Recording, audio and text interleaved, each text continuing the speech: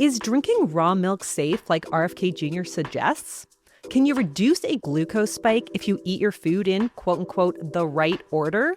I'm registered dietitian Abby Sharp. I host a nutrition myth-busting podcast called Bite Back with Abby Sharp. And those are just some of the questions I tackle with qualified experts on my show. There is so much food misinformation and disinformation out there, and it can feel impossible to know what's real and what's BS. On Bite Back, my goal is to help listeners create a pleasurable relationship with food, their body, and themselves, which in my opinion is the fundamental secret to good health. Listen to Bite Back wherever you get your podcasts. Warnings about Trump and rebuilding the NDP. It's the world according to Charlie. This is Now You Know. I'm Rob Snow. All the news you need to know. This is Now You Know with Rob Snow on News Radio. Charlie Angus has never been afraid to tell you exactly what he thinks. The 62-year-old former NDP MP from Northern Ontario has been touring the country lately. He calls it his resistance tour, and he spends most of his time going after the U.S. President, Donald Trump. That resistance tour brought him back to Ottawa this week, where he was a member of the House of Commons for almost 20 years. He said he wanted to express his solidarity with the protesters in Los Angeles fighting against the immigration raids that have been happening under the Trump administration. I am here in the press gallery of the Parliament of Canada, the heart of our democratic engagement with people. And this morning I offer my deep concern, solidarity, and prayers with the people of California who are out in the streets unarmed defending the rule of law against illegal kidnapping and deportation, and they're being faced down by the military might of the United States Marines. We're not talking about creeping fascism here. This is full-on police state tyranny from the gangster president Donald Trump. Angus is not happy that Prime Minister Mark Carney invited Donald Trump to next week's G7 meeting in Kananaskis. Angus called Trump a threat to democracy, a threat to Canadian sovereignty, and a threat to the international rule of law. Canada can no longer view the United States as an ally. We know that Donald Trump doesn't believe in liberal democracy. He doesn't believe in the rule of law. Canada is an open and inclusive society. Little wonder that Donald Trump has denounced our nation as one of the nastiest countries he's ever had to deal with. And we'd be fools to pretend that his threat to, quote, get rid of the border by using economic force has somehow abated. We can't kid ourselves about the threat that's being posed by Donald Trump. Prime Minister Mark Carney is not inviting our nearest neighbor and friendly ally to join us in the G7. Prime Minister Carney is not inviting the leader of the free world to Canada. He is welcoming in Vladimir Putin's sock puppet. Angus then went on to urge Canadians to keep boycotting American products and to avoid traveling to the United States. He also shared his thoughts about what went wrong with the New Democrats in the most recent election campaign. The party lost official party status, winning just 7 seats, and the party's leader, Jagmeet Singh, lost in his own riding. Angus said it all happened because the NDP lost touch. The election was a disaster, unmitigated disaster for the New Democratic Party. What I felt, and I've been heavily touring across the country during the campaign, and I'm at rallies and meetings all the time. I feel 2 things. One is that people feel that the party lost touch by becoming very much a leader-focused group as opposed to the New Democratic Party of Canada. But I also have a sense that people are really understand the need to have a 3-party system in Canada, and we need to rebuild the New Democratic Party. Now the NDP needs to find a new leader. Mr. Singh announced his resignation as the party's leader on election night. Charlie Angus ran against Singh for the NDP's leadership back in 2017. He finished a distant second. Angus says he's not seeking the party's top job now because He's more focused on fighting Donald Trump. I will not be running for the leadership.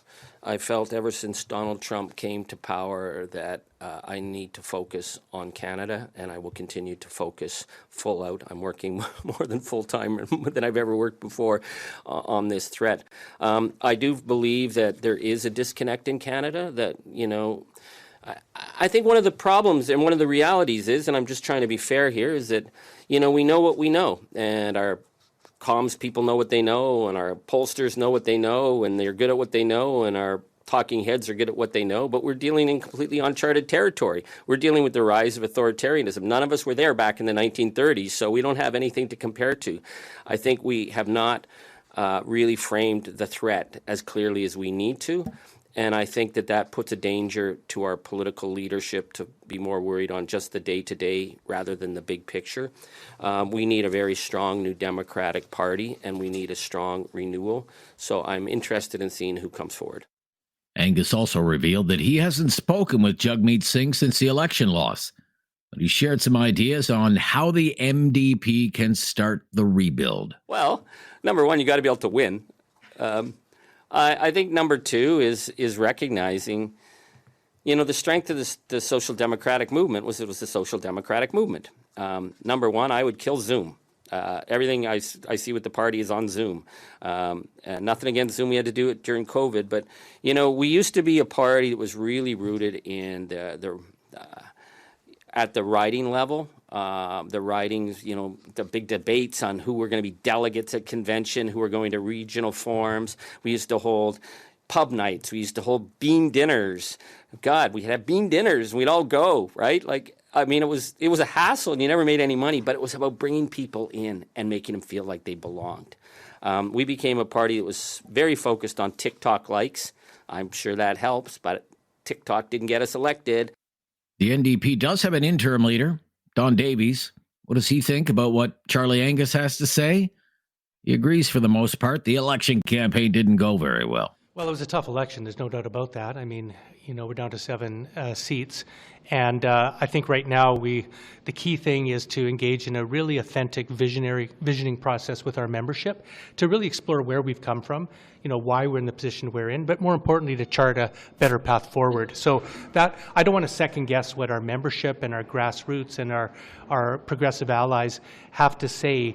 Because there's different opinions on why we're in the position we're in, and I want to, as leader of the party, I don't want to prejudge that process. The 2025 election results were the worst for the NDP in that party's history. I'm Rob Snow. This is Now You Know. This is News Radio.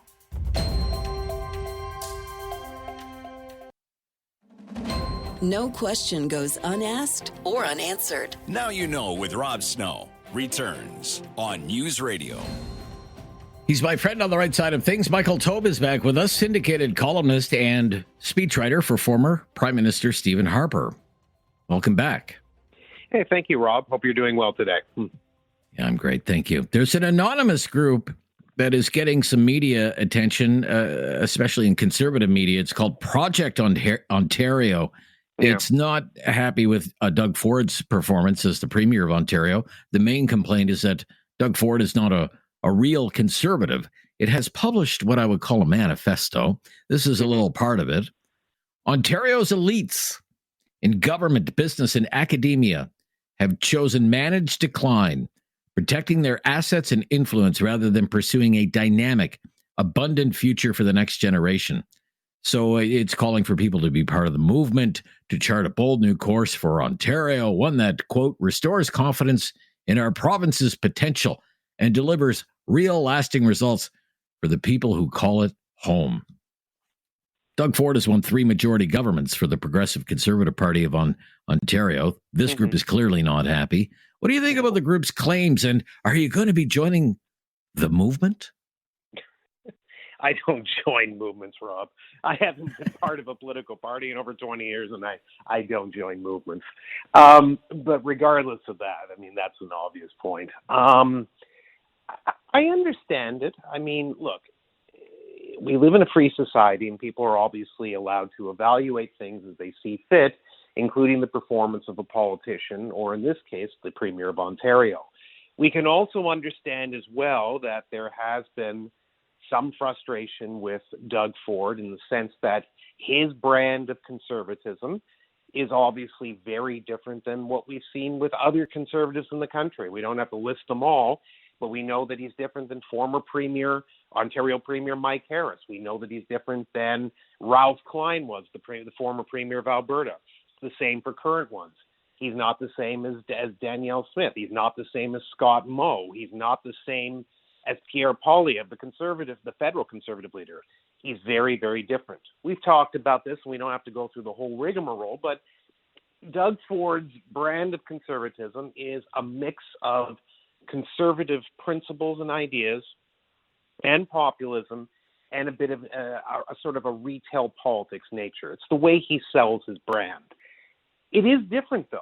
So if you're an ideological conservative, and I certainly am, Doug Ford doesn't necessarily fit into your wheelhouse so perfectly.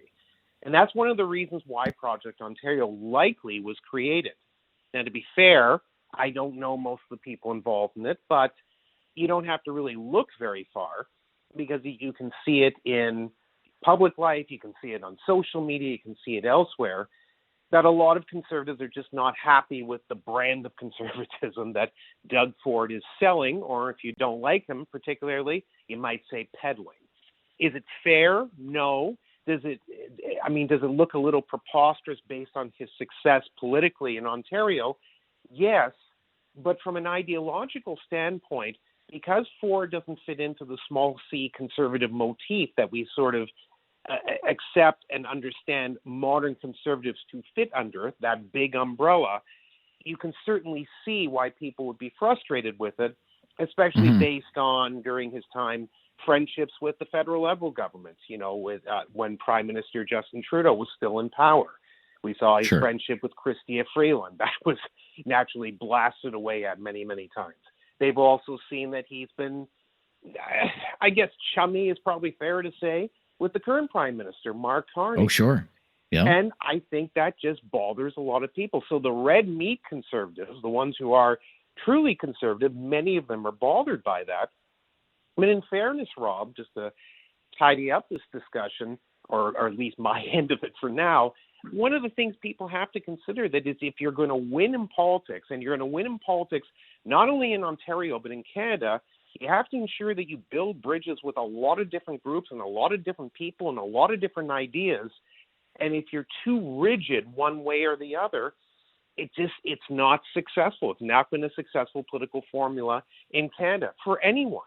My old friend and boss, Stephen Harper, used incremental conservatism and sort of took a more measured approach to get things done. Even Pierre Poilievre, when people were critical of him, and we talked about this many times, he also tried to branch out to non-conservatives or people who weren't traditionally conservative by looking at issues that don't necessarily fit into the wheelhouse of conservatism, including, working with, unions, workers, looking at housing as an issue, affordable housing. These aren't things that are necessarily associated with modern conservatism, but that's how you succeed. So I get what Project Ontario is saying. I understand their position.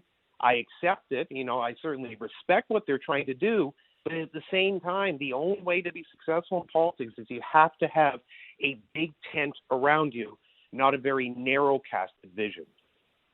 Okay, we'll be right back. For the longest time, there was a statue of Sir John A. Macdonald on the grounds of the Ontario legislature, Queen's Park. It was repeatedly vandalized over the years by First Nations protesters, Black Lives Matter protesters, and eventually they just kind of boarded it up. That's right. It has now been unboarded and kind of renovated, I guess you could say. And it's kind of like Sir John A. is free now. What do you think about the statue of Sir John A. Macdonald being uncovered at the Ontario legislature, Mike? Oh, I think it's wonderful. It's been boarded up for nearly 5 years, and you're quite right. I mean, it was attacked in many different ways during the times of, there were certainly Native protesters who did it. Black Lives Matter, the George Floyd affair, the various toppling of the statues and attacking monuments that happened, as we may remember, during the period before COVID and around COVID. There's been a lot of things that have been happening with it. And yeah, for the longest period of time, they decided to keep it boarded up so it didn't get destroyed any further, or destroyed as badly, as you may remember, as the Sir John A. Macdonald statue was in Montreal, where it was beheaded, that statue. I'm sure that the Ontario government did not want to see the same thing.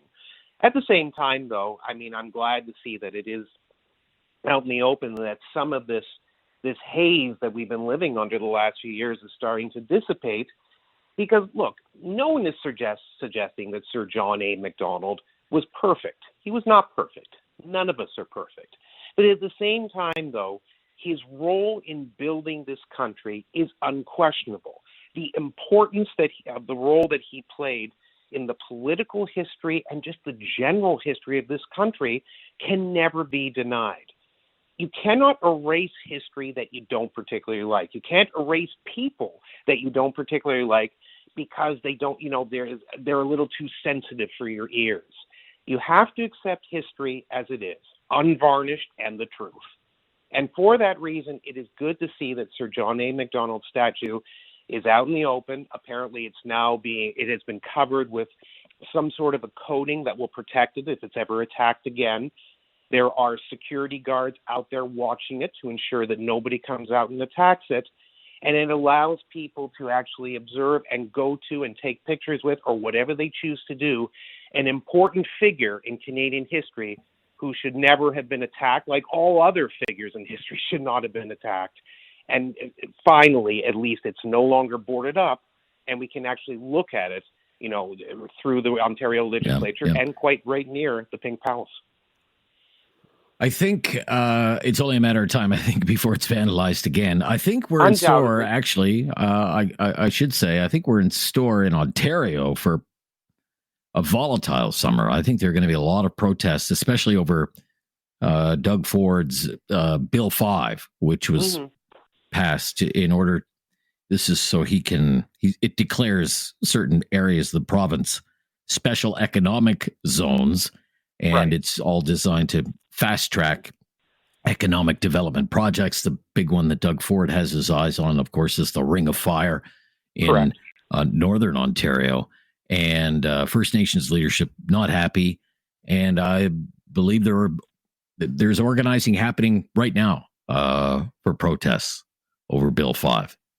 And that's what makes this, I think, this Sir John A. Macdonald statue story out of Toronto all the more interesting, because that means that statue is going to be a target again, I think, because of where it is at the Ontario legislature.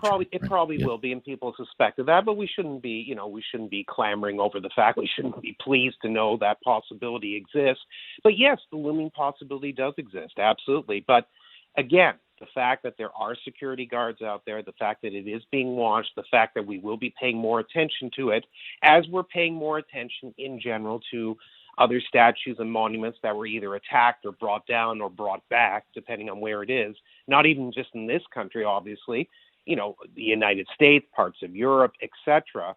The important thing is, though, is that we, regardless of what could potentially happen, is that we have to start to accept the fact that we have a history in this country. It has to be told as is, not the way people want to do it, but the way it should be told, which is properly, accurately, following books, following whatever principle you want, original documents too. We have to ensure that history is preserved and protected, not only for this generation, but future generations, which is why a statue like that, in spite of what could potentially happen, it's important that it's visible, that it's shown, and that we take pride in someone like Sir John A. Macdonald, who was a great man and a great leader for this country. Thank you, Michael Tope. Be back soon. The Newsday Panel. Yep, time for the Newsday Panel. Chris Sims is with us, the Alberta Director of the Canadian Taxpayers Federation, former journalist and staffer on Parliament Hill. How are you? Wonderful, Snowman. Good. Where are you? I'm in Lethbridge at the moment. It's a little bit rainy, actually, and we definitely need it. About, I'd say 15 degrees or so. We'll say hello to Deirdre Tyndale, Vice President at Crestview Strategy. Deirdre works out of Montreal for the most part. How are you, Deirdre? I'm doing really well, thanks. How are you? That's good. I'm good. Thanks for joining us. First time for you, I believe. It is on our indeed. News Day Yes, panel. happy to be here. And you're in Montreal. Is that right? I am in Montreal, La Belle Province. And you're enduring a transit strike in Montreal. Yes, which thankfully they've agreed to pause for the purpose of the Grand Prix this weekend. That's right. Yeah. This is the weirdest transit strike ever because the transit system in Montreal, I mean, if you're in the union, these are maintenance workers for the most part. I don't want to get too sidetracked here, but I've been following this with some interest. If your goal is to really make it tough on management, you want to make it tough on the entire city of Montreal, and yet the transit system is running during the morning rush hour and the afternoon rush hour, despite these workers being on strike. And yeah, the busiest weekend pretty much for the entire year in Montreal is Grand Prix weekend, and they're going to work. The transit system will basically be fully functioning for the Grand Prix weekend in Montreal Formula One. So it's kind Ironically, of a strange one. it might be running more now than it normally is, with all of the with all the problems that we've seen with public transport here. Okay, so keep an eye on that one. Transit strike. It's not getting a lot of national attention, even though, big city transit strike. But let's talk about federal politics a little bit. And Mark Carney, just what kind of Prime Minister is Mark Carney on the political spectrum? For example, when you consider some of the announcements from Prime Minister Carney so far, increasing defense spending to 2% of GDP in order to meet that NATO target in the first year of his mandate, limiting asylum claim hearings, also an announcement that he's an income tax cut, canceled the carbon tax, consumer carbon tax, see what happens with industrial carbon taxes, certainly seems to embrace the crown and all the traditions that come with the crown. Do you think there are things, Deirdre, that Mr. Carney has announced that even conservative supporters could get behind? What would you say? Well, I would argue the polls are certainly telling us that he's doing things that conservatives like. And let's remember that Carney did borrow, quite shamelessly, parts of the Conservative Party's campaign platform. So if you're a conservative at the moment, you're seeing yourself in this government's plans, whether you ultimately want to or not. Chris, what would you say? Deirdre makes great points there. I will also point out again, it's like taking a really strong belt off at the end of the day that's been really tight. The relief you feel, I think that's the moment we're in right now, because Trudeau as Prime Minister was just a disaster. If you look at it fiscally, socially, what have you, he doubled the debt. He did dumb things overseas. He told people that you should prioritize his carbon tax literally over feeding your kids or paying rent. Like those moments where you're just kind of covering your face, that's not happening with Carney. And so there's going to be that, an adult is in the room sort of response, and I think that's natural. And so we are super happy to still see, 20 cents a liter that's off gas. I don't know what it is out that way, but it's still around $1.24 here in Lethbridge. That's 20 cents cheaper than it was before Carney got rid of the consumer carbon tax or reduced it to zero. So that's a big deal. We're also seeing an income tax cut, which is great. However, there's a big caution here, because he's not tabling a budget. He's still planning on adding more to the debt than Trudeau was going to do, and he's still planning on the gun seizure and censorship laws. So there's a lot that's going to be coming down the pike. I think we're going to see a bit of a change in the fall. Okay. And just so people are aware, Quebecers, Deirdre knows this, are still paying the carbon tax. So What did you say you're paying for gas in Lethbridge? About what? $1.24 a liter for regular. $1.24? Yeah, we're about... In Quebec, it's about 20 cents higher than that, because Quebec is the only province that still has a carbon tax, which to many Quebecers' consternation. But nevertheless, I mean, it wouldn't have taken, I guess, Deirdre, much to, say, pull the Liberals more back to the center after the Trudeau years. I guess what I'm wondering, has Carney gone even a little further than that? Maybe he's a little more right of center than some people were thinking. What would you say? I think there was certainly always a suspicion that he was going to be slightly more right-leaning. Certainly fiscally, he's definitely conservative or what they want to call a blue liberal. But at the moment, he's owned the moment that he walked into, right? And you almost start to sit back and go, the guy said he was getting into this because he felt he was the person to deal with the Donald Trump situation, to deal with tariffs, to negotiate things. And so far, what he's showing to Canadians is that that's exactly what he's going to do, and that he's well and truly able to do it. And I think everyone wants to be invited to the Popular Kids Party. I mean, look at the premieres about 10 days ago. And now industry are getting their invites. And, that's a contrast to Pierre Poilievre's boots, not suits that we heard repeatedly over the last few years, right? So CEOs are all too happy to go where the money is and frankly, where the respect is. Just getting started here on our Newsday panel. Back with our Newsday panelists today, Deirdre Tyndale, Vice President of Crestview Strategy in Montreal, Chris Sims, Alberta Director, Canadian Taxpayers Federation in Lethbridge today. Chris, what do you think of the growing polling gap between the Liberals and the Conservatives since the election? I mean, the Liberals well in excess of 40%. The Conservatives are back into familiar territory, back in the low 30s, a far cry from what they were, say, a year ago. What do you think is going on here? It's similar to what we were chatting about before the break. It's just the relief of change, of having Trudeau gone as Prime Minister. I think it's a big part of it. I think, normal people who don't watch every single second of political news feel a sense of change. And so I think it's normal to have that kind of bump in the polls for Carney.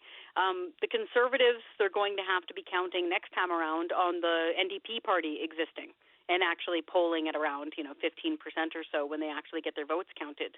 And so if they go back to that, there's still a chance that they will form the next government. It's just not going to be the weird sort of two-party race that we just witnessed last time. I mean, 33%, you're talking about the Conservative Party being back to where it traditionally has polled for quite some time. I mean, this is basically, as I said yesterday, this Deirdre's kind of the base. This is the third of Conservatives who are kind of with a third of Canadians who will vote Conservative in good times and bad. And that's quite a round trip for the Pierre Poilievre-led Conservatives, while the Liberals are certainly basking in it now under Carney. What do you think is going on? Well, I certainly feel that I'm hearing and seeing less of Pierre Poilievre. And if, as a Conservative, I'm feeling that, then the average person is also seeing and hearing less of him, right? So they're not getting that sort of daily reminder that there's something not right in Ottawa and that there's a disagreement between the two federal parties. So, I mean, it was much easier for Pierre to distinguish himself from Justin Trudeau, whose focus was not, frankly, the economy or helping Canadians. And so now I think, Pierre will need to figure out what the Carney version of Axe the Tax is, right? And, we, as per our earlier conversation, things seem to be going well. Things are going in a direction that both Liberals and Conservatives are happy with at the moment. So I suspect the Conservatives are going to have to exercise some patience as things play out, because as Chris said, there's an awful lot still to play out even before the end of this year that is likely to cause much more friction and offer the opportunity for the Conservatives to kind of make a comeback and reiterate why they actually deserve to be the government in waiting. I guess I've been kind of wondering if maybe, because, I mean, I know there's going to be a by-election this summer in Alberta in a riding that really Poilievre should easily win. But whether right now we may have underestimated how damaging it was for Poilievre to lose in his own riding of Carleton, and in so doing he's lost his pulpit in the House of Commons, and whether he's, I don't know, drifting to irrelevance. Am I overstating it, Chris Sims? What do you think? You'd be forgiven for overstating it because, like, where you're living, right, is right at the pulse of where things are happening.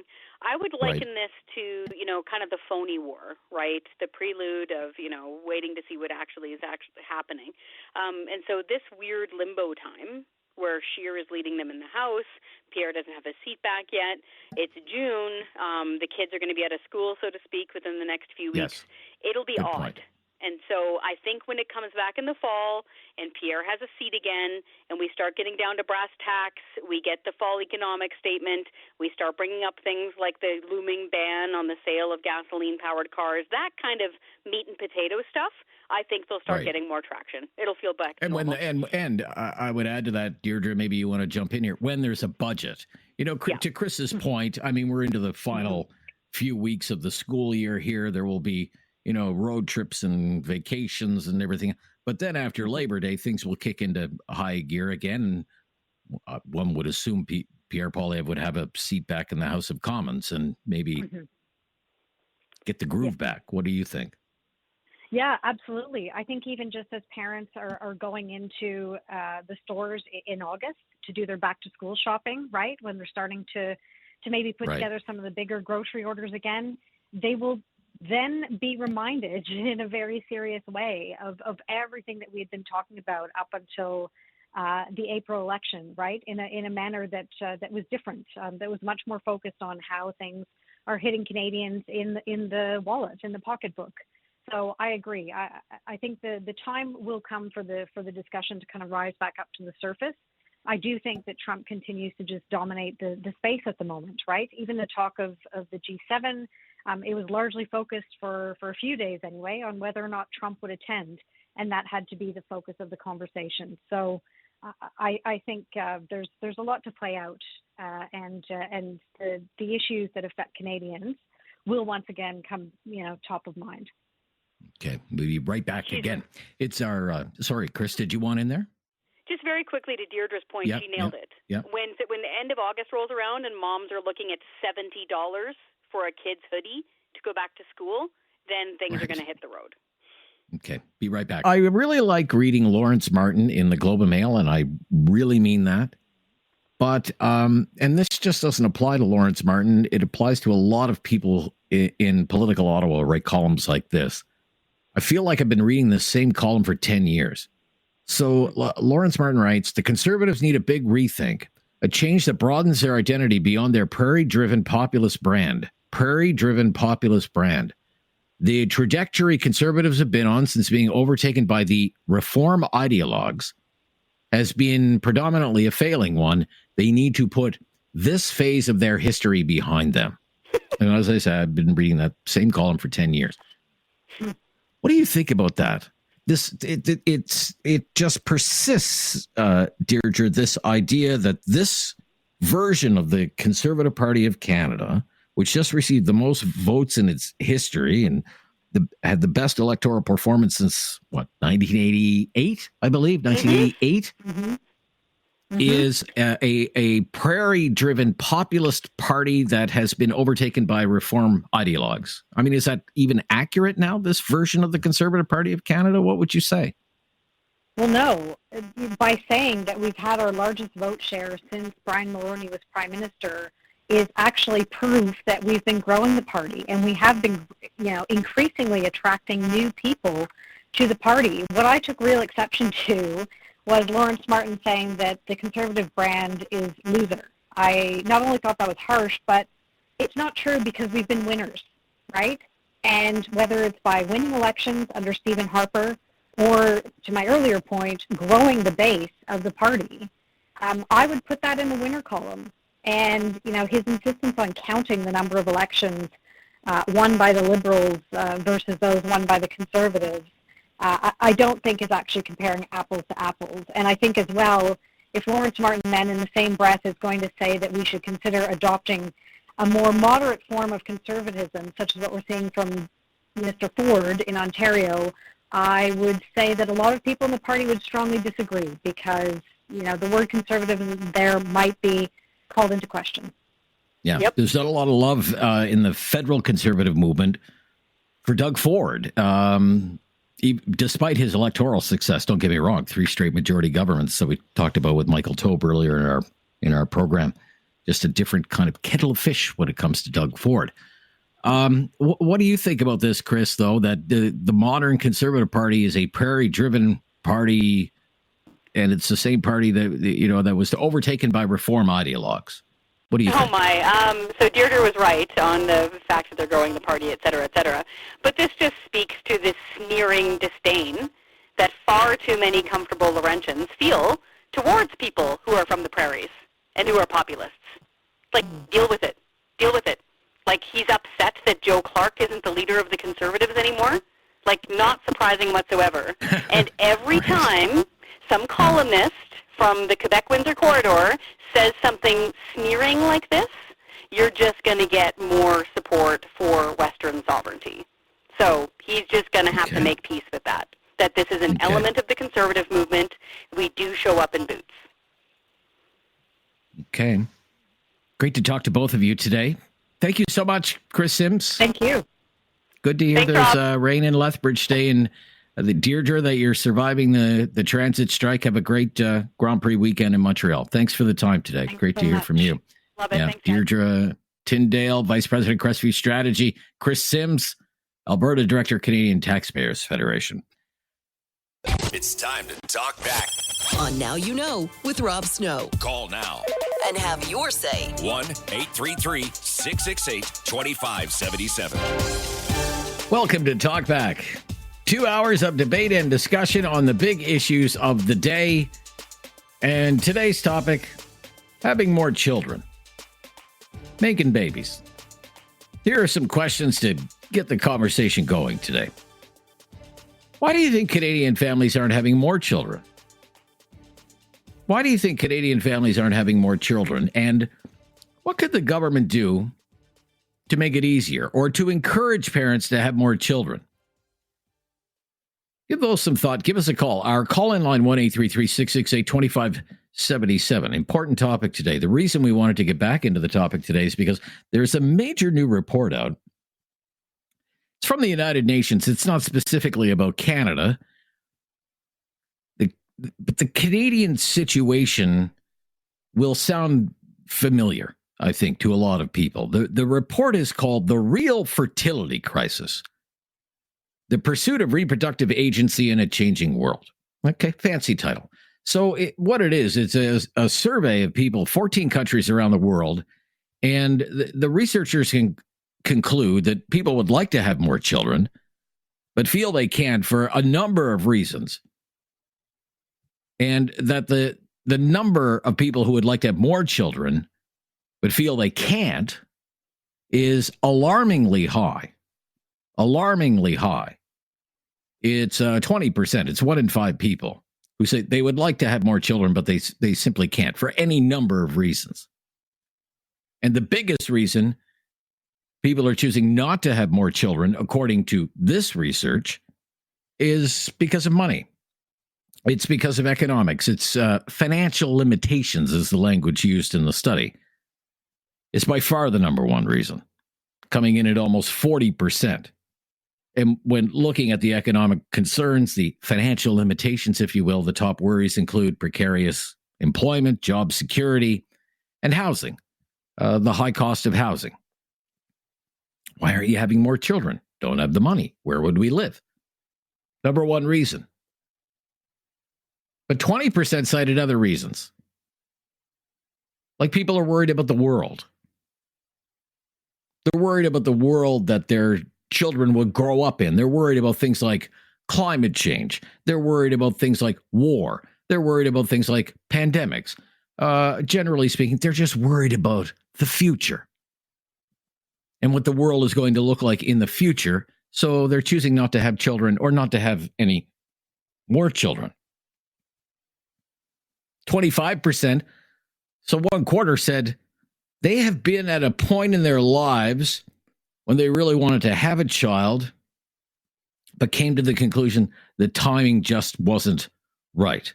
Being in a stable partnership was cited as an issue, not feeling that the partner was suitable at that particular time in their life leads people to have fewer children.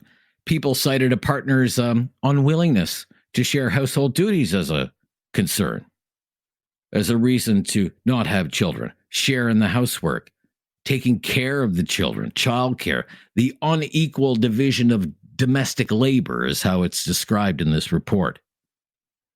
And that was a much more popular answer among women than men. As for infertility, difficulty conceiving, that was cited 12% of the time. We talked about this last fall. Let's talk about it again today. 1-833-668-2577. Last fall, the hot news story that prompted some discussion about this was the fact that Canada's fertility rate had hit a record low at 1.26 children per woman, number from Statistics Canada. And that placed Canada as one of the world's lowest low fertility countries. The others, Japan, Italy, Spain, and South Korea. 1.26 children per woman, a record low 2023 number. Between 1950 and 1960, Canada's fertility rate was between 3.5 to 3.8 children per woman.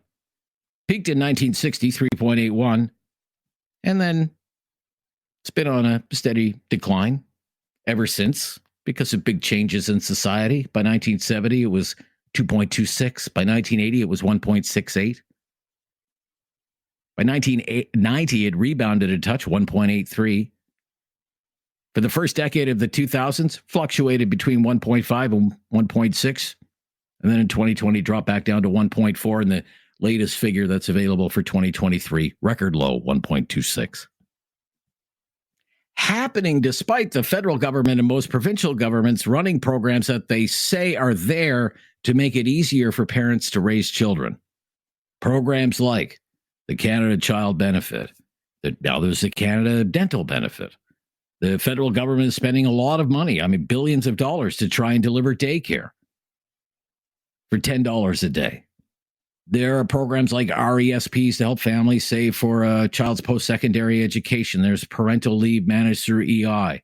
Some provinces are helping to fund fertility treatments, most of that through refundable tax credits on treatments that cost up to $20,000.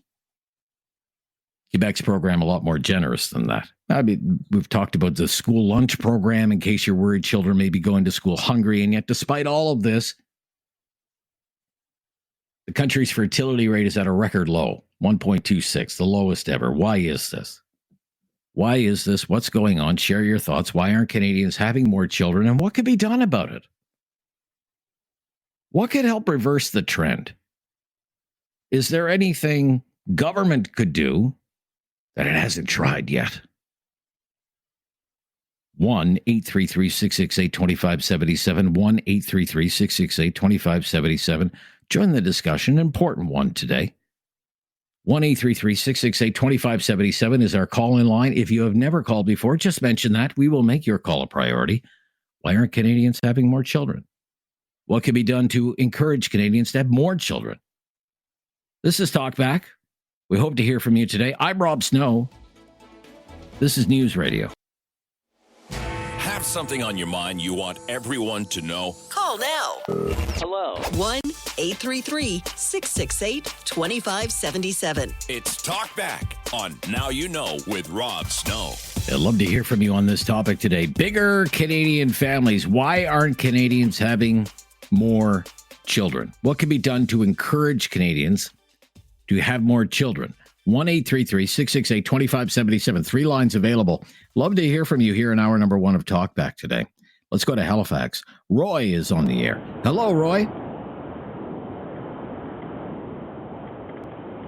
Hello, Roy.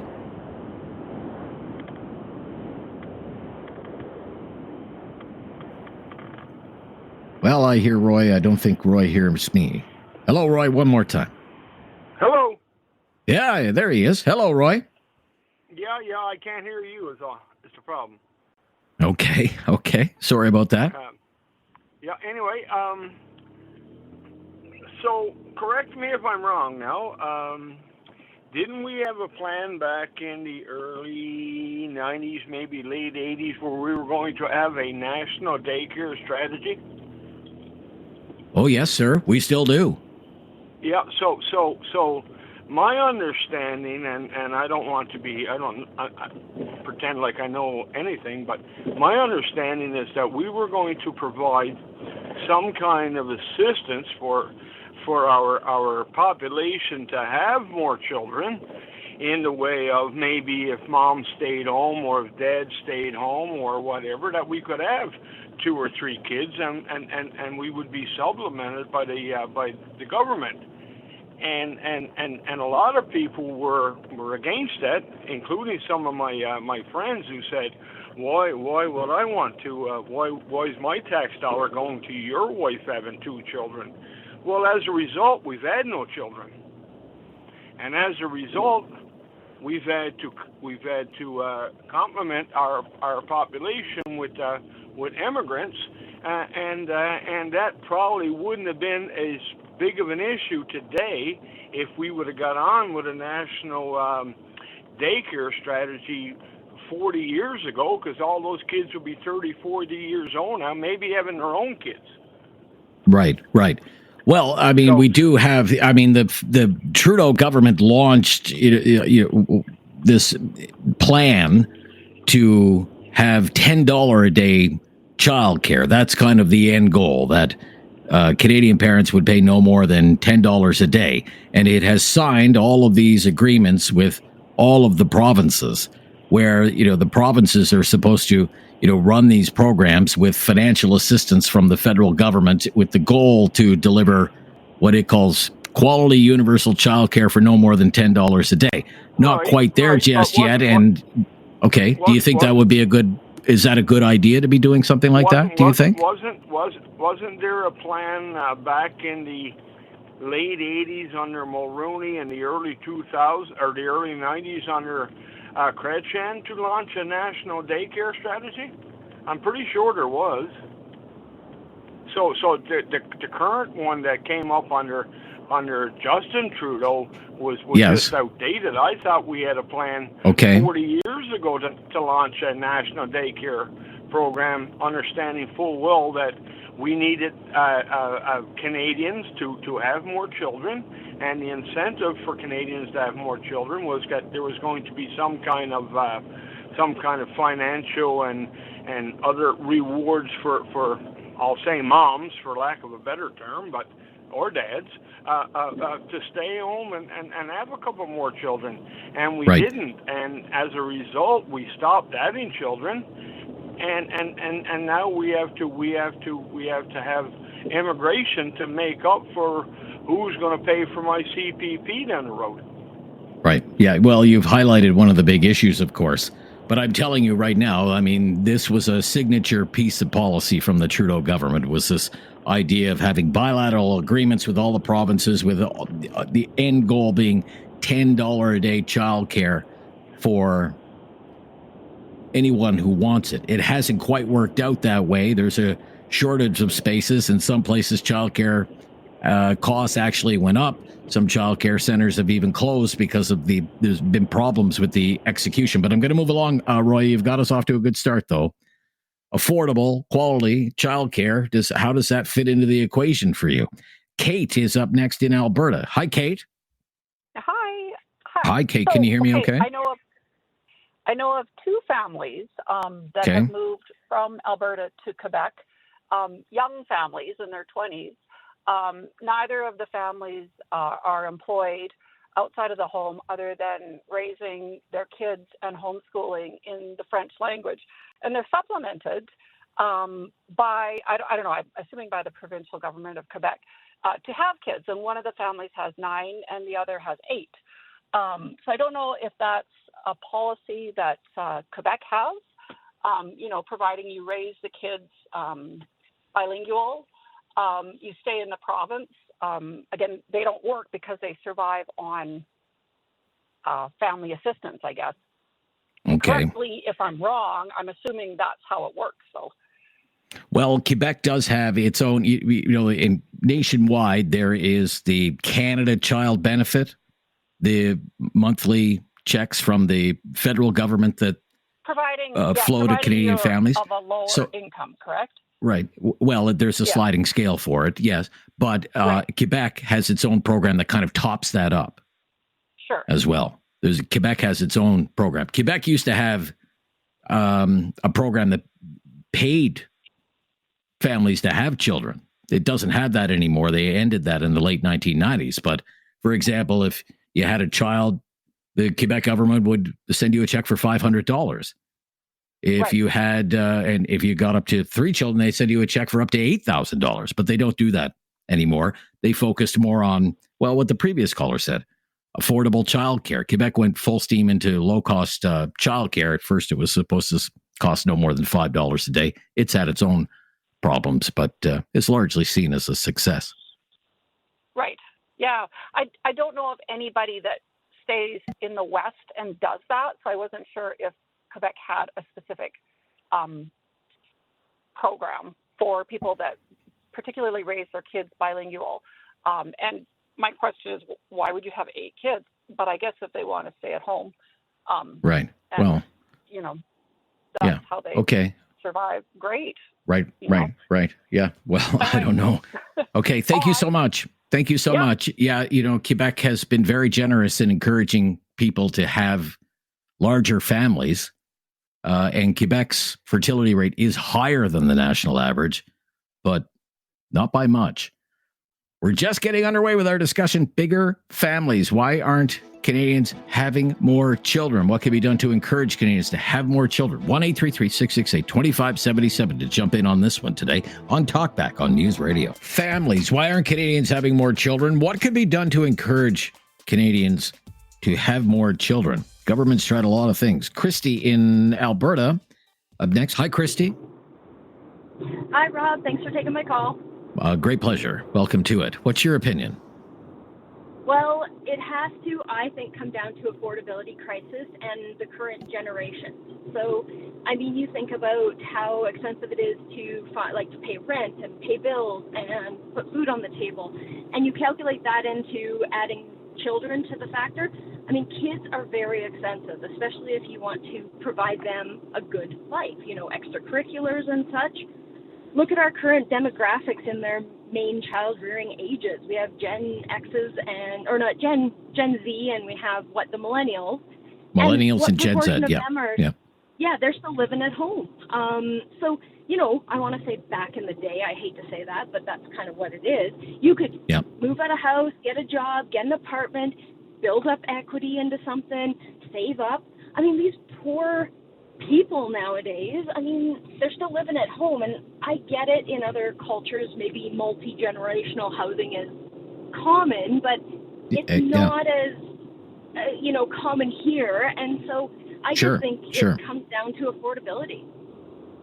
You think it's mostly affordability? Because I have been wondering, do younger Canadians want to have children, say, to the same extent that their parents or grandparents did? Do you think that desire to even have children is the same? Or do they want different You know what? I will life? say that maybe the dynamics have changed for sure. I think there is less that maybe do want to bring children into the world and such. I'm a veterinarian, and I see a lot of them owning pets instead of having children. So that's just kind of what I see with the new generation. Okay. All right. Very interesting. Thank you so much.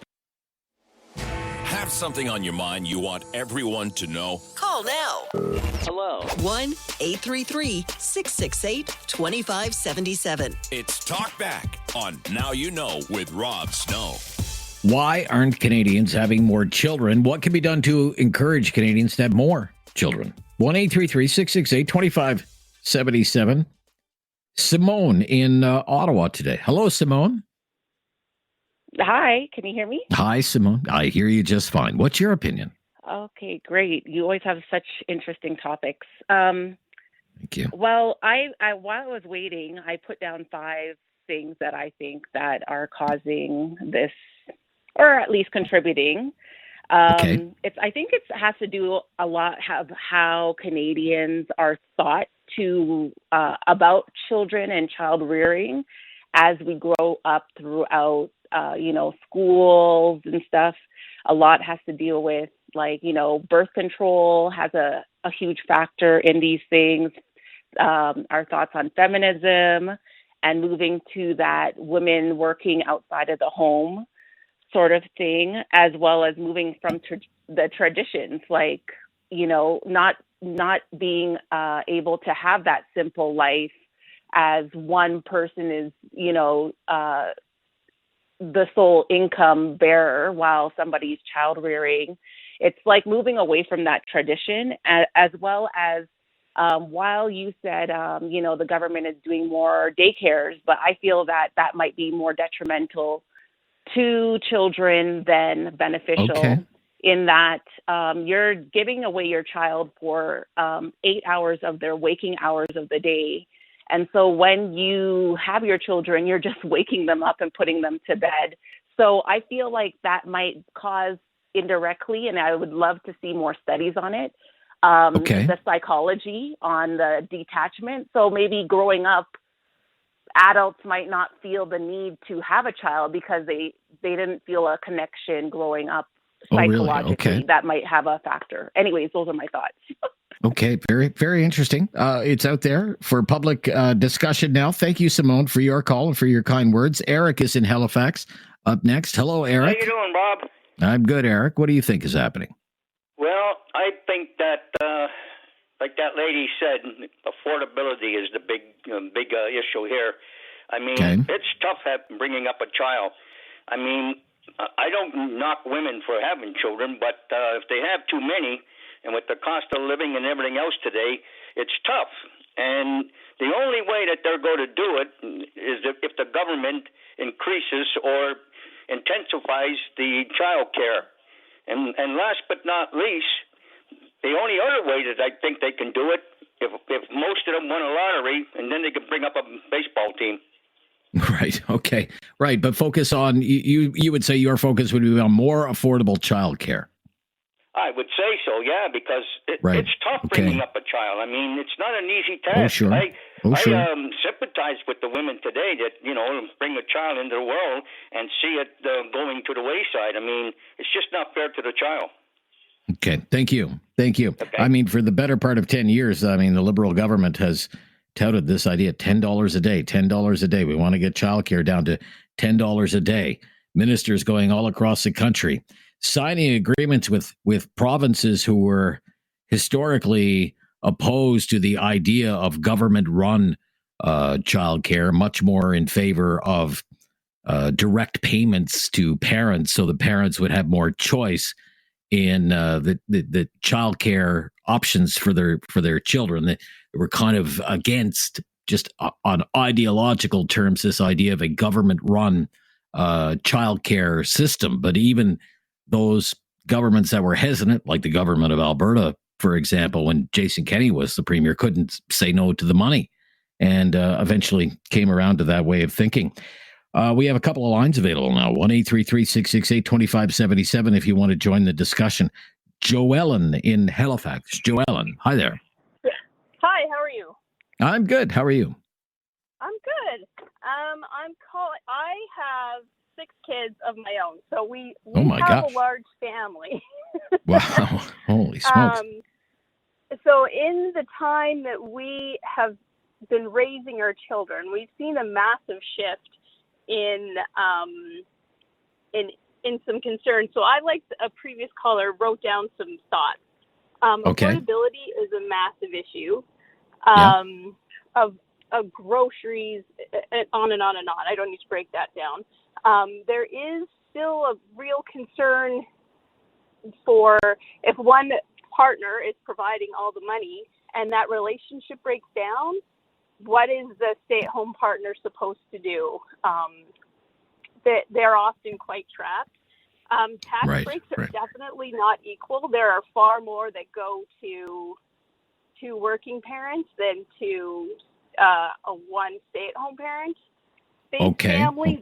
We noticed that a lot over the years. The other thing is, one of your previous callers said this, and I saw this with my own kids.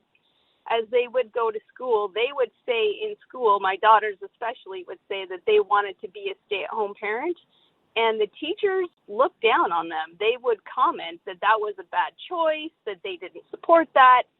So we have a lot of social pressures on millennials and Gen Z that it's not a desirable thing to have a big family. And Gen Z has grown up watching their parents when there's two working parents, stress all the time about how to manage all the pieces, and they've realized that we can't have two full-time jobs and a large family and try to do all of the things that we're expected to do.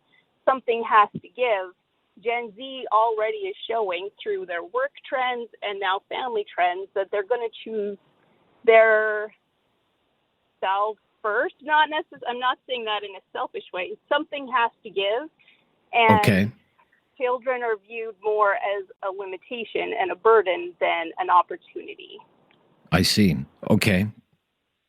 I'm really interested in this idea that if say a woman wanted to stay home and be a mother, a housewife, if you will, that is frowned upon, right? Yes. And you got the sense from your own children that it was kind of ingrained in them in the education system that was not desirable. They definitely had experiences where they said at school that was a goal that they had, and the teachers were not encouraging or supportive, and they most of them had female teachers, certainly through junior high and elementary when this was coming up.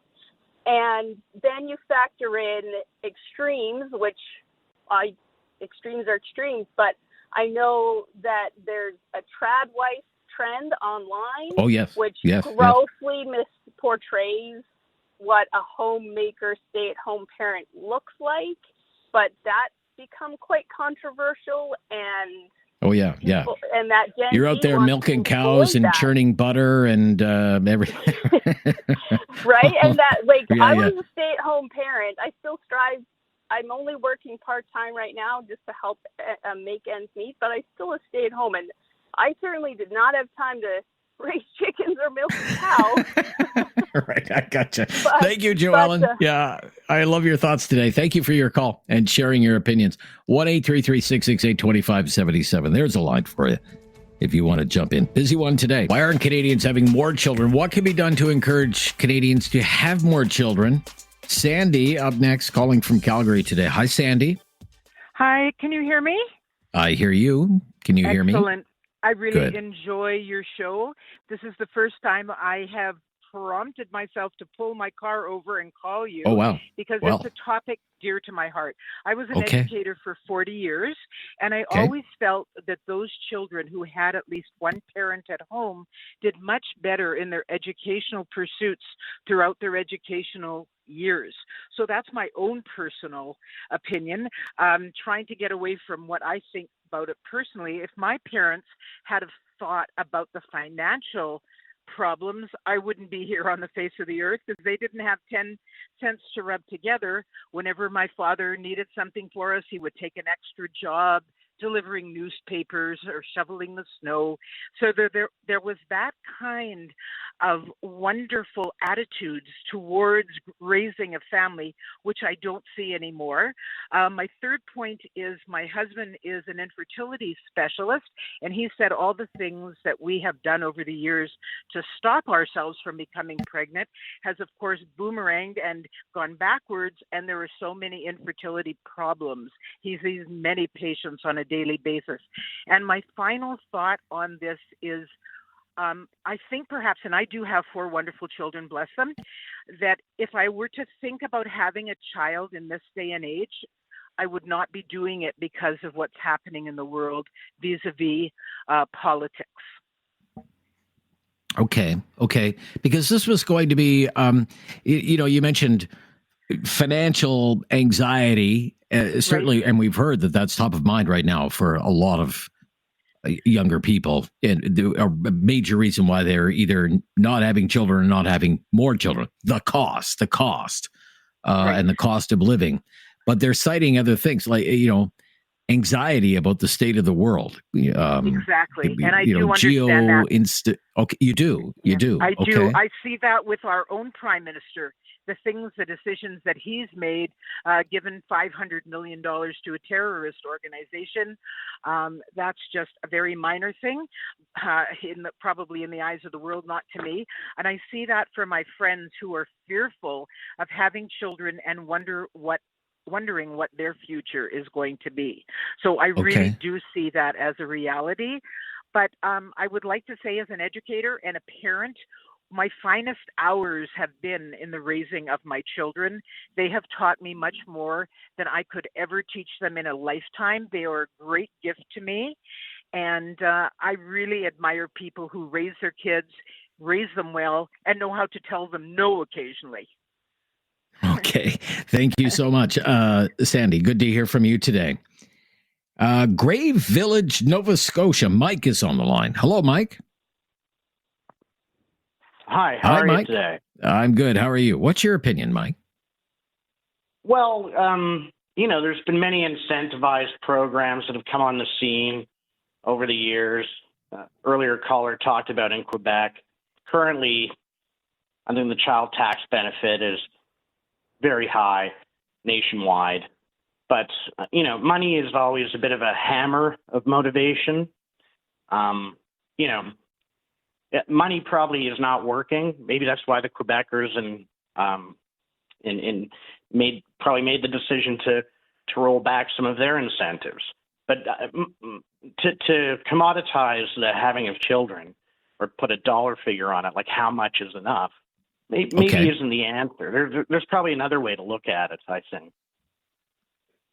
Okay, well, when Quebec moved away from straight up cash payments to people who had children, they moved more into let's provide affordable childcare.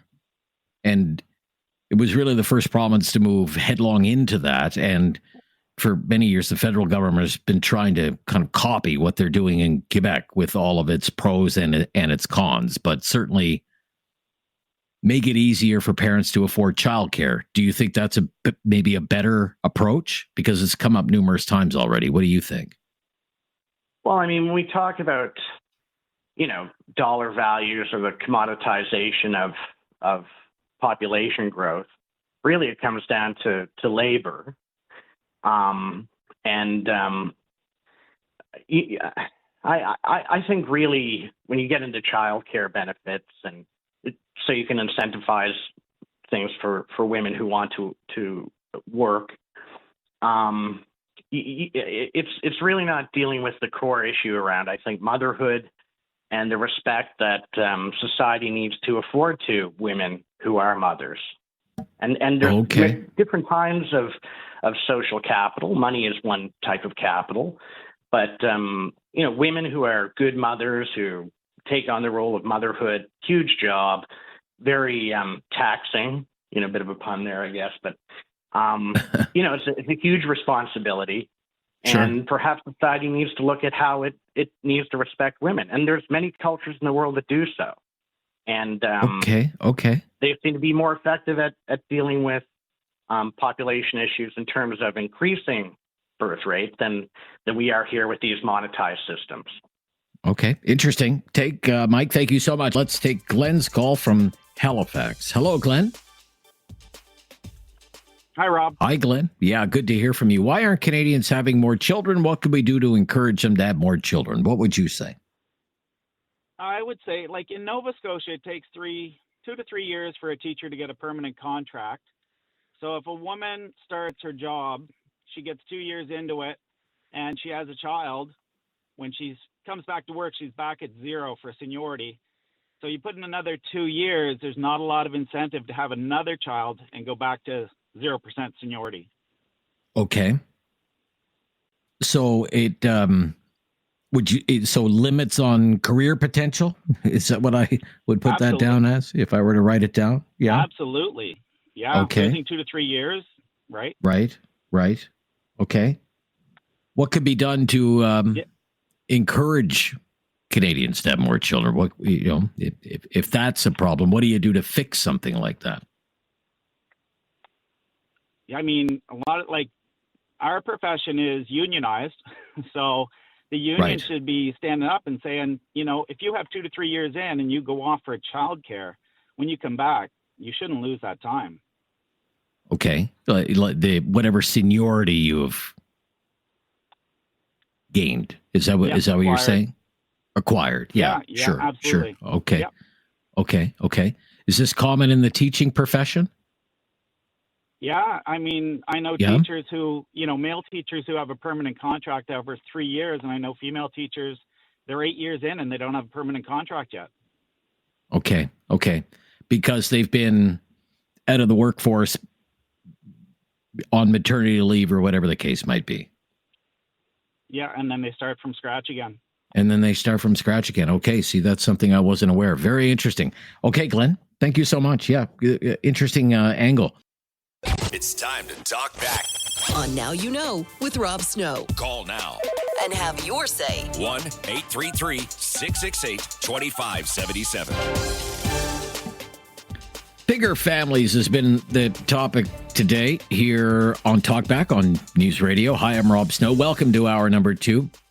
Why aren't Canadians having more children? What could be done to encourage Canadians to have more children? Because in a baby boom, we are not and have not been in a baby boom for quite some time. Of course, after the Second World War, there was a baby boom. And it wasn't uncommon for families to have 5 members or more, 3 children, very, very common. My own father had 2 brothers. We knew families that were quite large. I'm sure you did too. I mean, 8 children. I knew a few families that had 8 children. Starting in the 60s, big social changes happening. Birth control becomes widely available. More women enter the workforce. Society becomes more urban. Society becomes more secular. And as a result, the number of children per family begins to drop dramatically. And by the time in Canada, the last census was released, which was 2021, the overall average size of a family in Canada dropped to slightly below 3 members in the family, 2.9, 2 parents. And I guess, I don't know, 0.9. What is that? Not quite 1 child. But now, I mean, having more than 1 child is actually more children than average these days. Why is this the case? What could be done to change it? Who do we have up next? Ahmed in Calgary, I believe, is up next.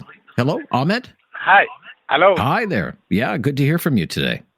Hi, my name is Ahmed Ali. I myself a big family man. I have 7 children. You have 7 children? Here in Calgary. Yeah. 3 born here in Calgary. So 4 of them I bring it from Somalia. So this number 1 I can say, or maybe 1 I can say, I live here in Canada, especially in Calgary, since 2014. I come with 4 children, and I get 3 of here. So I had a one time, it's actually stressful, this situation. So number 1, financial situation. Second, I am hard worker guy, and I can say system of Canada government has to be changed when it comes family situation, social services, Calgary police, or I can say Alberta, they're not doing their situation when it comes to emergency violence, whatever it is, domestic violence, whatever your family situation, they're not doing proper job. Okay. So they fighting, they making a big corrupted between the mother, the kids, the children, and the father. So the only reason they're all doing this about it, I can say, maybe it's not the topic about this, they want to take away the children. So if Canada government fixes this problem, then maybe everybody can have more children. Okay. I'm not quite familiar with what you're talking about, but 7 children. I mean, how do you afford 7 children, sir? I actually am a hard worker guy, and okay, you know, good for you. Since last 2 years, I get separated. I get a family situation. So right. what I can see, it was one of. I don't want to go deep the situation. One of the Neither do one I. of my kids, one of my kids, was not doing well, and I get involved with social services. So Okay. the only Okay. way Well, and the I only look, I don't want to air family Okay, problems on the air. Okay. I want to say Right. about this. Let Yes. the father, the mother, or the family, let them discipline their kids, number one, and let them feel them their mother and their family, not between them making a big problem. I see. Okay. Canada Okay. You believe system I understand. I think we're going to move along because I don't want to get into a personal family situation that might be going on at your place. But I understand you believe the government was too quick to intervene in whatever case was happening in your life. We're going to move along, though. Thank you. John in Halifax, I believe, is up next. Thank you, John, for waiting. Oh. Yes. Hi, John. Yep. Can you hear me okay? Yes, I can hear you now. Well, maybe a lot of people might disagree with what I'm going to say. But first of all, when you figure out the number of babies that are killed every year in Canada by abortion, now if Canada wants more babies born, why don't they do what Quebec did? I don't know if they still do it one time, but they used to offer the women or the young ladies or whatever that were pregnant $1,000 if they had their baby. I don't know if that's still. No, they ended that in 1997. today. They don't do that anymore. Yeah, they don't do that They anymore. don't do it. Now that would be a great idea. And why doesn't the government do that? If they want babies to be more, we want more children, and why are they allowing all these abortions that are happening, which are not, now I'm not saying some of them aren't necessary. Yes, I do. Okay. In some cases where people have been raped or been incest or anything like that. But when a young lady or somebody gets pregnant and by not taking the precautions against it, why doesn't the government give them, let's say, $1,000 to have their baby? How many people in our country and everywhere are looking to adopt a baby? We have many people. Fair enough, but we're not going to reopen the. I understand your point of view, sir. Pro-life point of view, all well and good, but there's no political will in this country to reopen that topic. You know it as well as I do. It's just not going to happen. Let's work in the world that we live in instead of the world that you would like it to be. Why aren't Canadians having more children? What can be done to encourage Canadians to have more children? That's our topic on Talkback today. And lots of opinions today. Linda is up next with hers. Hello, Linda. Hello. Hi, Linda. What would you say? Hi. Well, I just find it interesting, the topic that it is, because I know growing up, I was in a large family. We were Catholic, and that was just kind of the way it was. And yes. When I got married in 69, and in 70, the government was telling us, we can't have more than 1.5 children or we're going to be overpopulated. So then I know my family members, like I said, there was 13 of us, and we have like maybe 2-3 children at the most. Some of us never had children at all. And then those of us who did have children, you just want what's best for them, and you say, okay, we want more for you than we had, and we can't afford more than 2 kids in order to do that.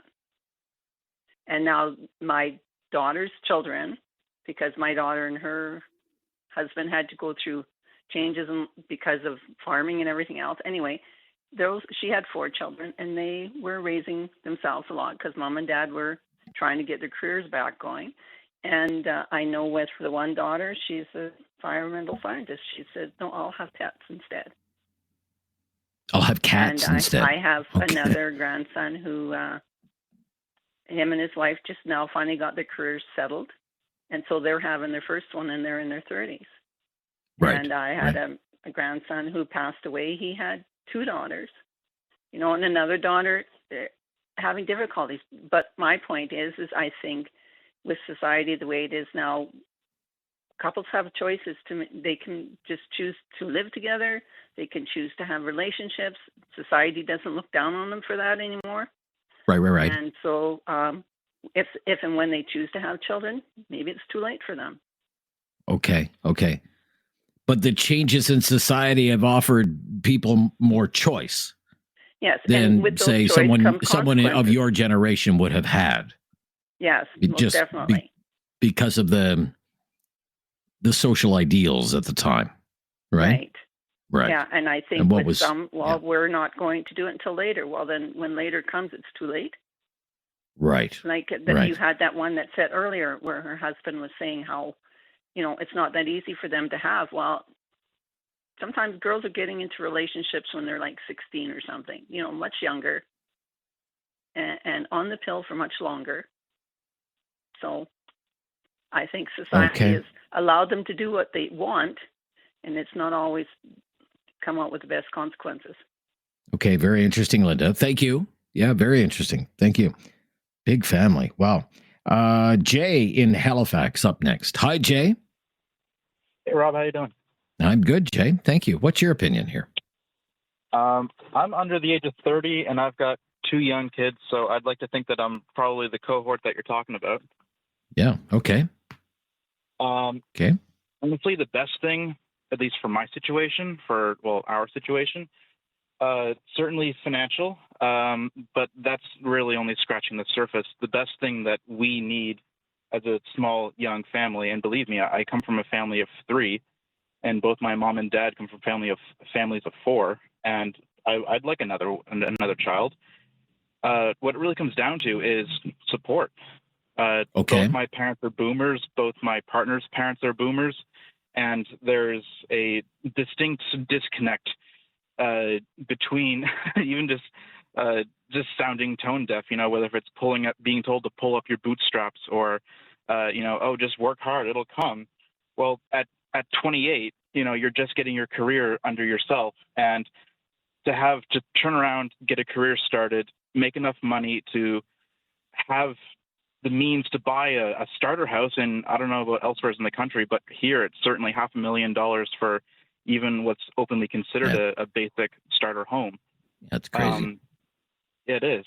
But frankly, what it really comes down to is family support, and that whether if it's your grandparents wanting to be around you and your and their grandchildren. Both our parents are, well, at least mine, they're more than happy to, take off, go on vacation, and they're okay with spending not as much time as what I expected of them to be with their grandchildren.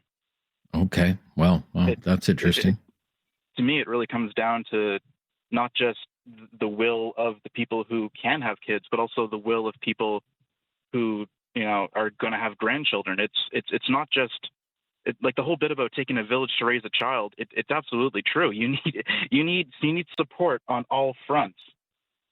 Like you need to live in a place where there's easy access to parks, to community resources, and of course, the further you go from the city core, you've got more affordable houses, but you've got next to no support. Suddenly you're 20, 30 minutes outside the, general city boundaries, and you're out in the sticks. There's hardly any supports there. And as if your grandparents are going to drive out, a half hour to an hour of the way to come babysit daily or, take care of the kids while you work. Wow, lots to think about there, Jay. Thank you. You've pressed a lot of buttons there. Really appreciate the perspective as someone with a young family. Be right back with more of your calls. 2 free lines there. You can grab one if you want and join the discussion. Bigger families. Why aren't Canadians having more children? What can be done to encourage Canadians to have more children? Brenda up next. Rocky View County, Alberta. Hi there, Brenda. Hi. Hi. What's your opinion? Well, in our situation here, I think that the medical system should cover infertility problems.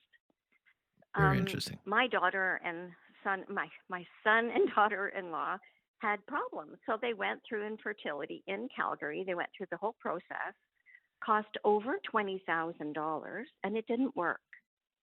Okay. And that came out of their own pocket.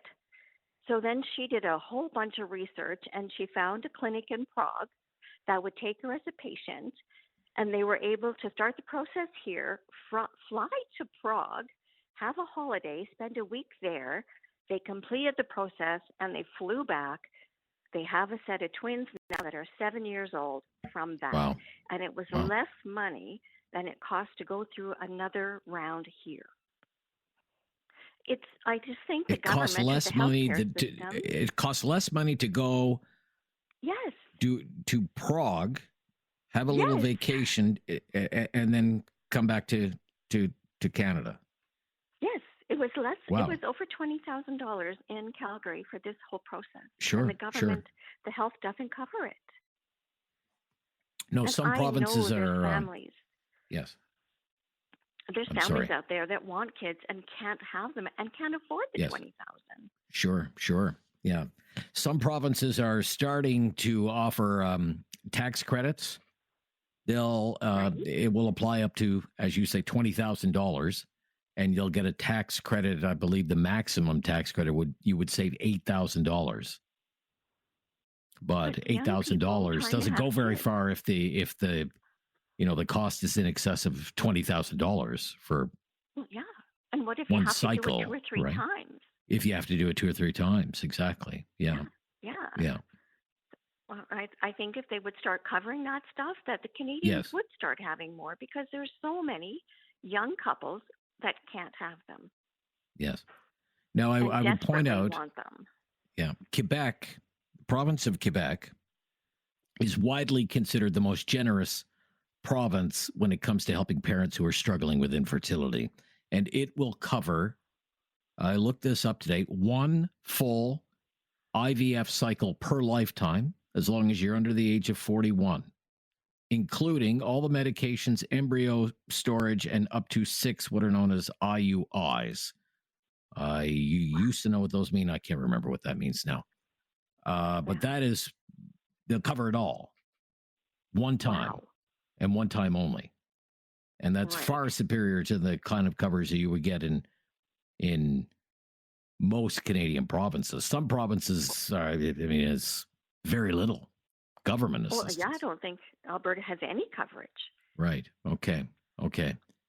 But you think that's an aspect of this that maybe deserves more attention, right? Oh, I believe so. Yes, for sure. I mean, they would have had more kids if they could have afforded another Could round. afford it. Yeah, to go through the treatment. Sure. Yeah. So now they had twins, and it's like, well, we can't afford going through another round. They could afford another child, but not going through another round of all this stuff. So kind of one or the other. And they're very blessed. Yeah. Okay. That's good to hear. Thank you. I'm glad to know it worked out in the end. Thank you so much. Okay, we'll stop here. We'll pick things up after the latest breaking news at the bottom of the hour, and then right back onto the phone lines with more of your opinions on bigger families in Canada. I'm Rob Snow. This is Talkback on News Radio. Have something on your mind you want everyone to know? Call now. Hello. 1-833-668-2577. It's Talkback on Now You Know with Rob Snow. Let's get right to Nathaniel, who's been on hold for a while. We're talking about bigger families. Why aren't Canadians having more children? What could be done to encourage Canadians to have more children? Hi, Nathaniel. What's your opinion?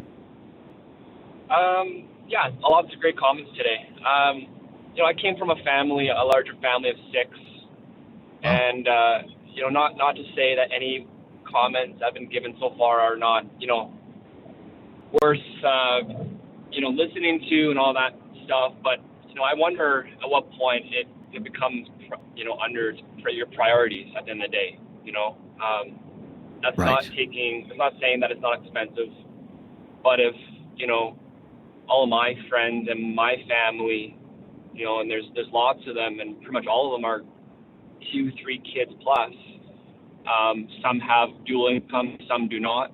Some have the mom, working casual hours, side job, just to, add some, support to what they're trying to accomplish. They all go to private school.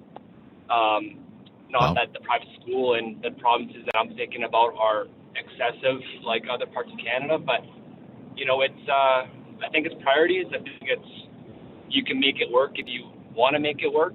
My family's not taking vacations every, going to Disneyland every year, and going to Florida and whatever else, every couple times a year. So I think that just comes down to priorities. That's kind of my thought, at least. Okay.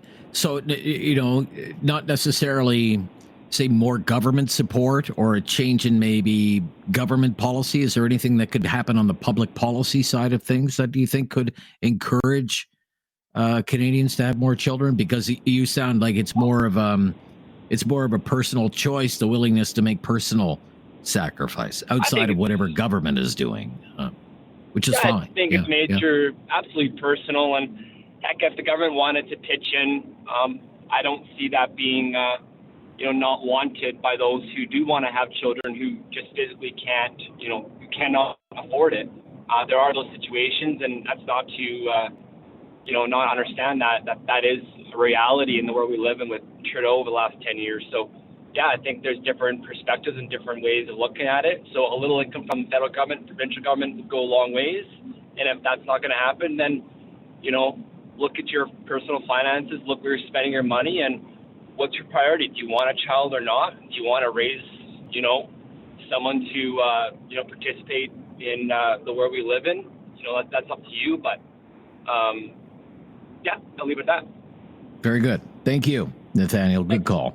In Kitchener, Ontario today, Chris has called. Hello, Chris. Hello, Rob. Can you hear me? I hear you just fine, Chris. Yeah. No, I wanted to chime in.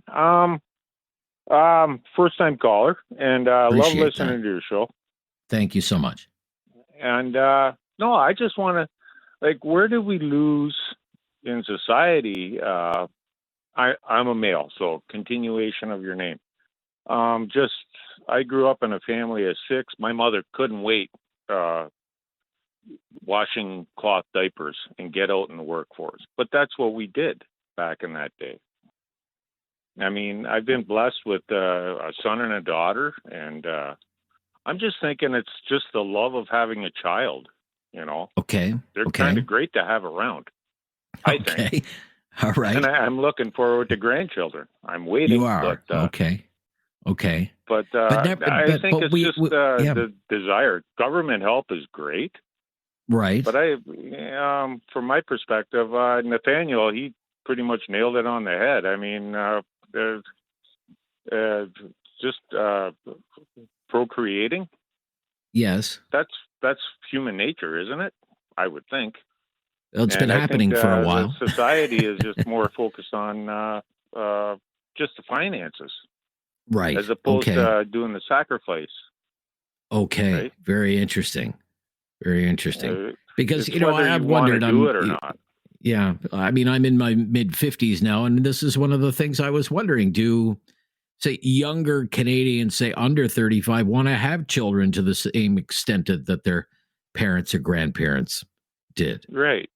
Right. And I don't know the answer. Yeah. And I believe that just the news, why would I bring a child up in this society? Well, as a parent, you're responsible for that. You're supposed to be the teacher for them. So, right. And I'm lucky enough that I'm in both my kids' lives, and they grew up great members of society. But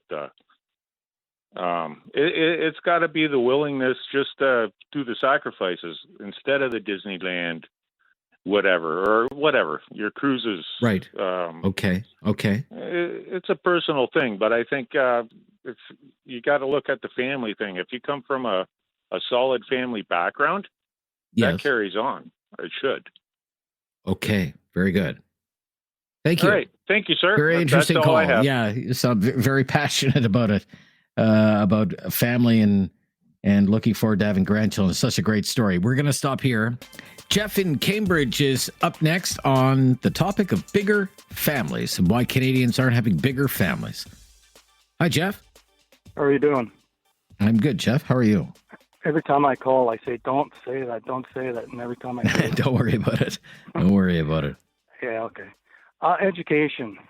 The higher the education, the more the money to come in with jobs, better pay. It sort of eliminates these people that are willing to sacrifice one for the other, in my opinion. Plus, okay, going over to, let's say, Africa, where the education is minimal, so a virus could wipe out half the population, and 3 years later, they've grown back in population almost to the point. I'm doing this at the top of my head. I'm just facts. I don't have the facts with me, but I have read where population grows back very fast in uneducated countries. Plus, I'm not even sure we want, like, my opinion, why would we want to bring more people, into this world?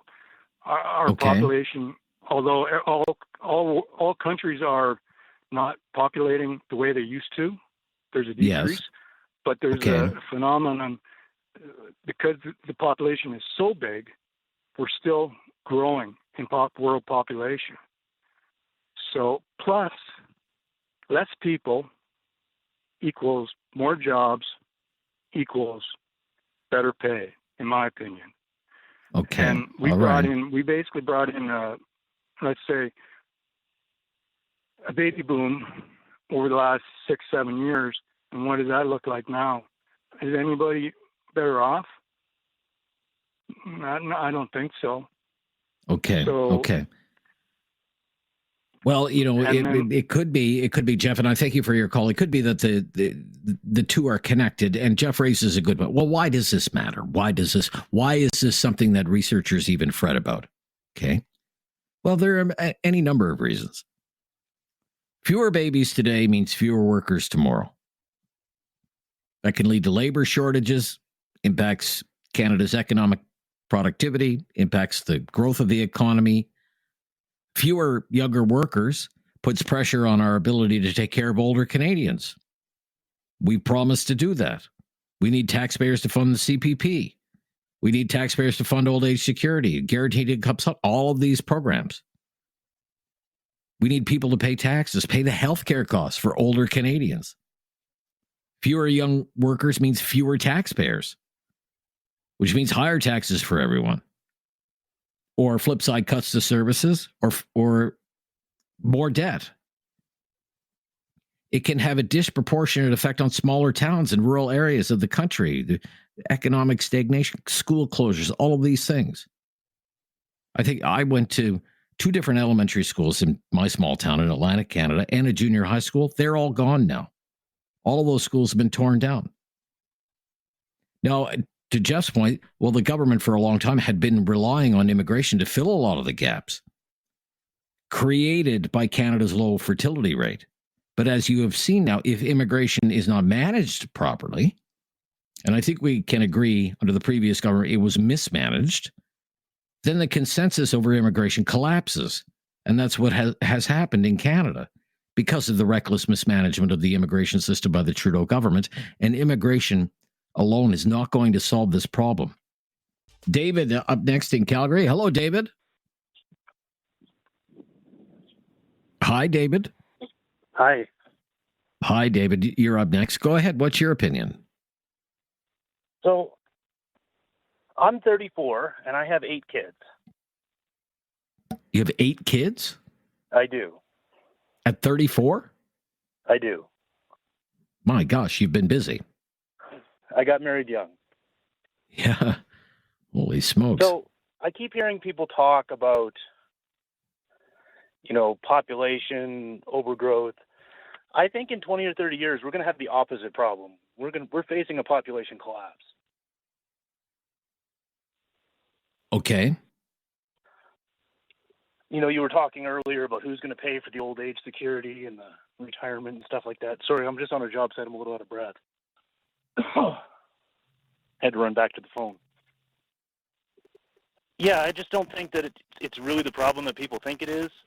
And as far as raising children in this world, we face a lot of problems, but raising children and raising them correctly is how we're going to solve those problems. Right, but nothing that you have said disputes the fact that we have one of the lowest fertility rates in the world. Okay, 1.26, lowest ever in Canadian history. We're just trying to figure out why is this the case. Yeah, I'm doing what I can. I'm only one man. I know. As far as what the government could do to, encourage people to have more kids. Yeah. Personally, I think I'm from the government. I'm here to help are the scariest words in the English language. Right. But I look at what some of the European countries are doing, and they're offering significant lifelong tax benefits to people who have children. Some countries are. You're right. Yeah. 25% per child in some cases, for the lifetime. And that's specifically for women. Now, we have a single income household, and I'm the one working. My wife is home with the kids. We homeschool our kids. So a tax break for her wouldn't do us much good, unless it was transferable to my income. Right. Yeah. The child benefit money that we get certainly helps offset a lot of costs. But the costs are another thing that doesn't make sense to me. I keep hearing people quote these numbers of how much it costs to raise a child from 0 to 18. And I'm not sure where they're getting these numbers because I've never seen that much money, let alone spent it on my kids. Right. Well, yeah. But over 18 years, I mean, you add up how much money you made over 18 years, how much money you spent on your children over 18 years, it would be a significant sum of money, I bet. Yeah, it's a chunk, but I don't think it's as much as they're claiming. Sure. Yeah. Okay. Look, we're just. I think it's just a matter of will. People don't want to do it. Matter of will. Yeah. Fair enough. Maybe that's what it is. As I have said, and we'll wrap it up on that point, just because we're having a little problem with the phone quality there. We are at 1.26 on the fertility rate.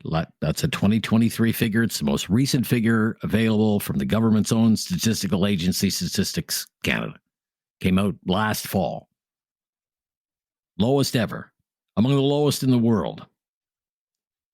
And that is happening despite the fact that governments of both liberal and conservative stripe over a period of time have tried many, many things to encourage Canadians to have more children. They've made reforms to parental leave. They have introduced universal child care initiatives with mixed results. There's long been what some would call a baby bonus. The Harper government had its own version of that, the UCCB, Universal Child Care Benefit. And that was replaced by the Trudeau government with the Canada Child Benefit, one of the signature programs of the Trudeau government. The biggest change between that and what the Harper government was doing is that the money under the Canada Child Benefit is tax-free. But you think about everything else. GST rebates, Canada Worker Benefits, tax-free savings account, RESP, first home savings account, all kinds of incentives to help people buy their first home. All of it in the name of making life more affordable for families. And yet a report comes out this week, and while it's not Canadian focused, certainly the themes are the same. People say they are unwilling to have children or more children because they're just financially not secure enough. They can't afford it. Thank you for all your calls today. Great conversation. Friday, Free for All. Talkback is tomorrow on News Radio.